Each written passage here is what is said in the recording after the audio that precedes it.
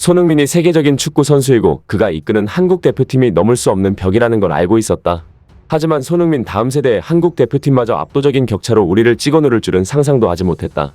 오늘 경기로 중국이 깨달은 것은 손흥민의 다음 세대, 다다음 세대까지도 한국을 이기기엔 수십 년이 이르다는 것이다. 황선홍 감독이 이끄는 U23 대표팀은 카타르 U23 아시안컵 2차전 중국과의 경기에서 기분 좋은 승리를 거두며 대회 우승과 파리 올림픽 진출 성공이라는 두 마리 토끼를 잡기 위한 여정에 기분 좋은 첫걸음을 내딛었습니다.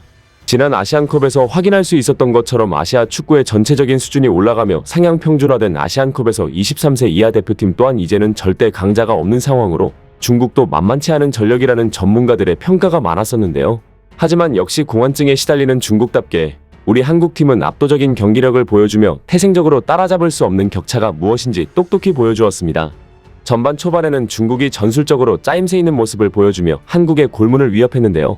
황선홍 감독이 대체 무슨 전술을 준비한 건지 이해가 안 될 정도로 선수들의 간격이 넓었고 중국의 역습을 막지 못했습니다. 특히나 김정훈 선수의 선방이 돋보였는데 골키퍼가 아니었다면 황선홍 감독의 어이없는 전술로 인해 선제골을 먹혔을 수도 있었습니다. 하지만 점차 한국 U23 선수들은 경기 감각을 찾아가기 시작했고 태생부터 극복할 수 없는 선수 개인의 퀄리티 차이를 보여주며 중국을 압도해 나가기 시작했는데요. 환상적인 결정력을 보여주며 선제골을 터뜨린 기대주 이영준 선수는 동료들과 기쁨을 나눴습니다. 이영준은 중국전을 앞두고 우리가 어떤 실력을 갖고 있는지 똑똑히 보여주자며 필승 의지를 다졌었는데요. K리그의 무서운 신예인 엄지성도 단독 드리블로 무려 중국 선수 5명을 농락하는 모습을 보여주며 골에 근접한 장면을 만들어냈습니다. 비록 황선홍 감독의 전술이 밀려도 단 한 방으로 경기를 뒤집을 수 있는 능력. 이것이 한국 U23의 개인기량이었습니다. 그리고 대한민국의 기대주인 이영준 선수는 후반 70분 멀티골을 기록하며 사실상 경기에 마침표를 찍었는데요. 박스 안에서 침착한 터치와 드리블, 그리고 역시나 193cm답지 않은 환상적인 골 결정력을 보여주며 추가골을 기록했습니다. 스포츠 매체 ESPN은 이영준을 집중 조명하며 한국에 예사롭지 않은 선수가 등장했다. 그는 높이를 가졌지만 헤딩만 잘하는 선수가 아니다. 질라탄 이브라히모비치를 연상케 하는 유려한 발밑을 가지고 있고 골 결정력도 뛰어나다. 축구계는 이 유니크한 선수를 주목해야 할 것이라고 전했습니다. 경기 후 중국, 한국 15 등의 매체는 한국을 막을 수 있는 방법은 없다며 절망적인 반응을 보였습니다. 한국 U23은 핵심 중의 핵심인 유럽파 배준호, 양현준, 김지수가 빠져있는 상황이었기에 흔들릴 수밖에 없을 거라고 생각했다. 하지만 그들은 아직도 아마추어 딱지를 벗어나지 못한 것처럼 보였던 중국 선수들에게 프로 축구 선수란 무엇인지 보여주었고 전반에 흔들리는 모습을 보였지만 그 이후에는 압도적인 실력 차이를 보여주었다. 한국 축구를 막기 위해 중국이 더 이상 어떤 노력을 해야 하는지 가늠이 안 되게 만든 경기였다. 저 어린 한국 선수들은 오늘 밤 중국 축구 팬들에게 헤어나올 수 없는 좌절을 선물하였다. 이뿐만이 아닙니다. 스포츠 차이나에서는 한국의 진정한 황금 세대는 이제부터가 진짜 시작이라며 중국이 한국을 따라잡기에는 50년은 이르다는 파격적인 글을 기고하였습니다. 많은 중국 축구 팬들은 아시아 역사상 최고의 선수인 손흥민이 은퇴하면 한국 축구와의 격차가 줄어들 것이라 생각하지만 그것은 크나큰 오산이다. 한국의 진정한 황금 세대는 이제부터가 시작이다. 스토크시티에서 활약하고 있는 2003년생의 배준호. 그는 잉글랜드 챔피언십으로 넘어가 석 달도 안 되는 시간 만에 리그를 지배했고 프리미어리그 레벨이 아닌 챔피언스리그 레벨이라는 평가가 나오고 있다.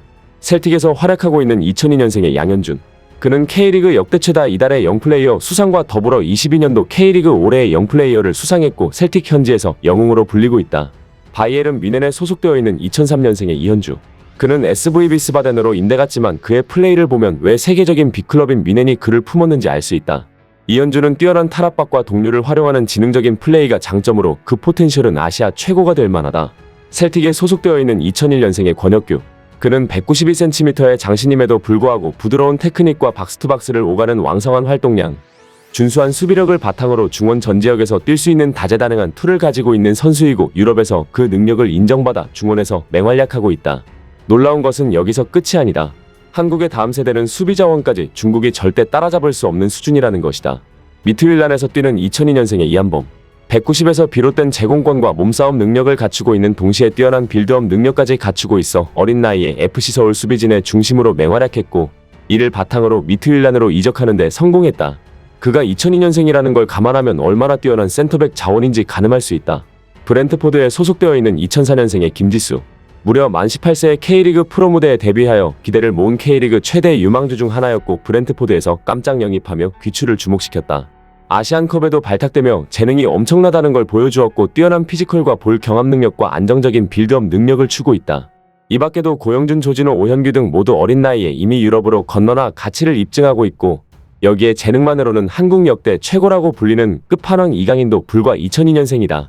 절망적인 것은 오늘 U23 한국과의 경기에서 앞에 언급된 선수들 대부분이 빠졌는데도 그 선수풀이 엄청나며 도저히 중국이 따라잡을 수조차 없는 뎁스를 보여줬다는 것이다. 이뿐만인가? 한국은 U20도 심지어 그 다음 세대라고 볼 수 있는 U17도 이미 국제대회에서 성과를 내고 있다. 냉정히 말해 중국 축구가 한국 축구를 따라잡으려면 아직도 50년은 이르다. 경기가 끝난 후 중국 선수들은 인터뷰를 통하여 한국전 경기에 대한 발언을 이어갔습니다. 경기 초반에는 우리가 압도했지만 한국이 리듬을 잡고 나서는 우리보다 몇 수 뛰어났다. 한국을 어떻게 막아야 할지 도저히 알 수가 없었다. 배준호나 양현종 같은 핵심 선수들이 빠진 만큼 자신감이 있었지만 결국 한국을 이길 수 없었다. 그라운드 위에서 뛰어보니 이영준, 조현택, 김민우의 플레이가 굉장히 놀라웠다. 그들은 젊은 선수이지만 이미 완성된 것 같았고 우리가 한 번도 본 적 없는 수준이었다. 또한 중국 U23 감독은 전술적으로는 자신이 이겼지만 선수 퀄리티 차이에서 패배했다고 작심 발언했습니다. 전술적으로는 중국이 압도한 경기였다고 생각했다. 그러나 확실한 것은 한국 선수들의 클래스가 중국보다 두 수는 우위였다. 이영준의 결정력은 놀라웠다. 그는 A대표팀에 뽑혀도 될 만한 기량이었고 한방의 결정력이 인상 깊었다. 그 밖의 선수들도 개인 기량이 매우 좋았다. 한국은 전술만 잘 가다듬으면 당연히 대회 우승을 노릴 수 있는 전력이다. 우리 선수들이 끝까지 컨디션이 좋지 않았던 것 같아 아쉬운 마음이다. 이렇게 놀라운 반응이 나온 가운데 중국 현지에서는 경기가 끝난 후 이번 대회에 차출되지 않은 한국 U23 핵심 선수들을 살펴보며 놀라워하는 반응을 보이고 있는데요. 흥미로운 관련 소식 이시각TV에서 더 전해드리도록 하겠습니다. 끝까지 시청해주셔서 감사하며 구독과 좋아요는 영상 제작에 큰 힘이 됩니다. 진심으로 감사합니다.